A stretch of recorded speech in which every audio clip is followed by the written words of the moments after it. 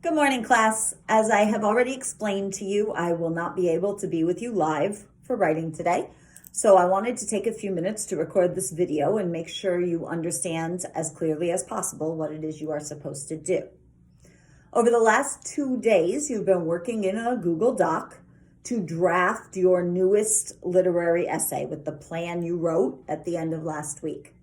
At this point, you should have an introduction and a conclusion drafted. So over the next few days, you should be drafting the body of your essay. Those 3 middle paragraphs that give all the reasons and examples and support to prove why your thesis is a strong idea and why it makes sense with the text.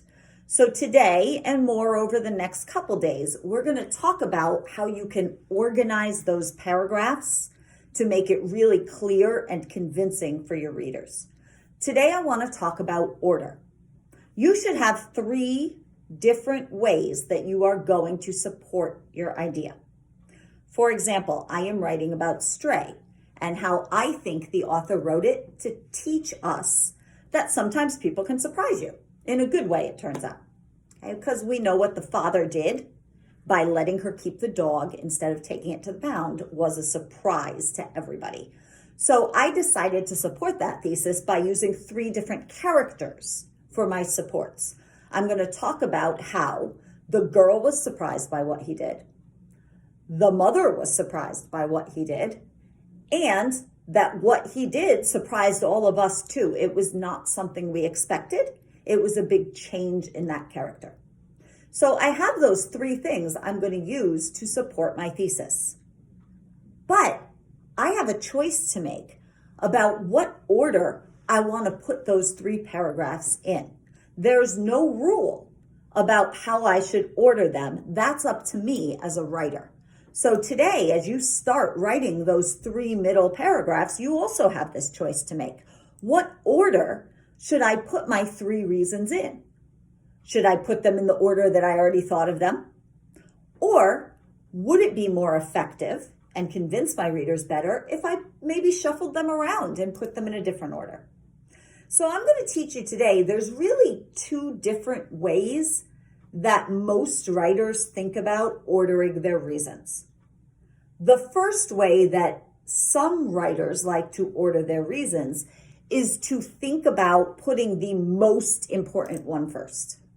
And that makes sense to me. If I really want to convince my readers that my idea makes sense, I probably want to start with my most important, most convincing piece of evidence. So let me think about my 3 reasons. The father changed, and it was a big surprise. Doris was surprised by the way he changed. The mother was surprised by the way he changed. Of those 3, I think the most important thing for me to include first is the father, because he's actually the one who changed. He's the one that surprised everybody by doing something unexpected. So it might make sense for me to put that reason first, and that way my readers will get the most important, most convincing evidence right away, and I can get them on my side real quick. And then I can think about, of the other 2, the mom and the daughter, which one is the second most important?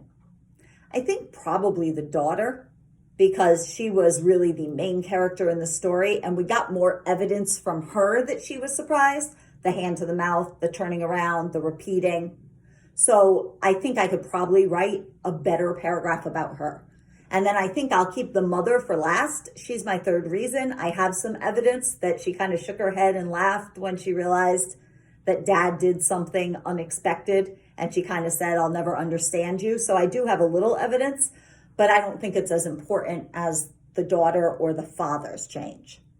So I think I would probably put mine in that way. And I would use transitions to tell my readers that's the order they're in.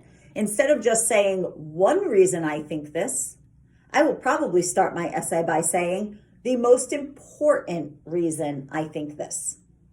And then I could say another reason I think this. And then the transition I like to use, I could say a 3rd reason or a final reason. But the transition I like to use is last but not least, which really means, hey, I'm giving you this last reason, but it doesn't mean it's least. It doesn't mean it's tiny and unimportant. It's still important, just maybe not as important as the others. So let me just show you our slide very quickly. That is one way that I can organize my work, is by thinking about the most important reason first, then going to the second most important reason, and then the third most important reason. But there's another way I could think about it as well. I could also think about, people say this expression sometimes when they're talking about having dessert, saving the best for last. Have you ever had something on your plate where, or a bag of candy, and you save the ones you really like for the end because you want to get rid of all the other ones first and then really have a great grand finale? That's kind of what we're talking about here. I could actually flip all my evidence around and save the best for last and make my most important reason go last. So I could actually start with the mom and say, one way I know this is about people surprising you is because mom was surprised by dad's action. Another reason I think that this is because people surprising you is because the daughter was really surprised by what her dad did.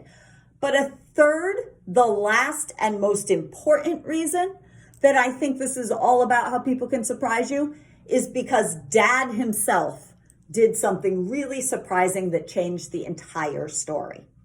And I could save that one for last and feel like I'm kind of building up to it. And then at the end, my readers will get this most important information. It'll be fresh in their head, and that will convince them.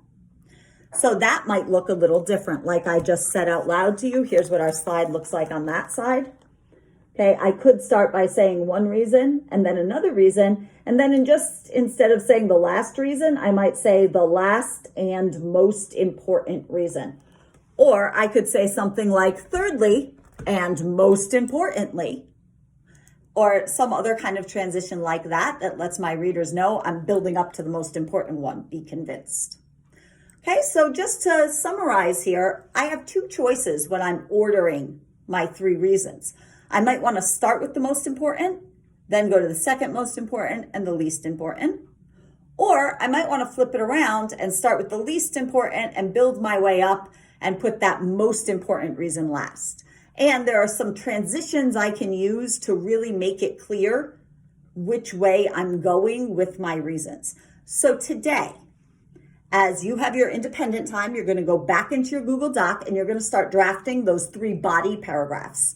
And it's up to you which order you want to draft them in and which order you want them to go in your essay. So before you start jumping in and writing about one of your reasons, take a minute and think. How do I think this essay will be most convincing to my readers? Do I want to start with the most important and then work my way down? Or do I want to start with the least important and work my way up and save the best for last? Either one is an effective way to write an essay. You have to look at your 3 reasons and decide which one you think will be best for the topic you're working on. And then you can start drafting your first paragraph. If you can get one good paragraph done today, that's great. You're on pace to be done by Friday. Remember, you have access to these slides, so you can go into the slideshow and look at the transitions I used and the examples I gave, and then you can get to work on drafting your essay. Okay, enjoy the rest of your day, and I will see you bright and early at 8:30 tomorrow.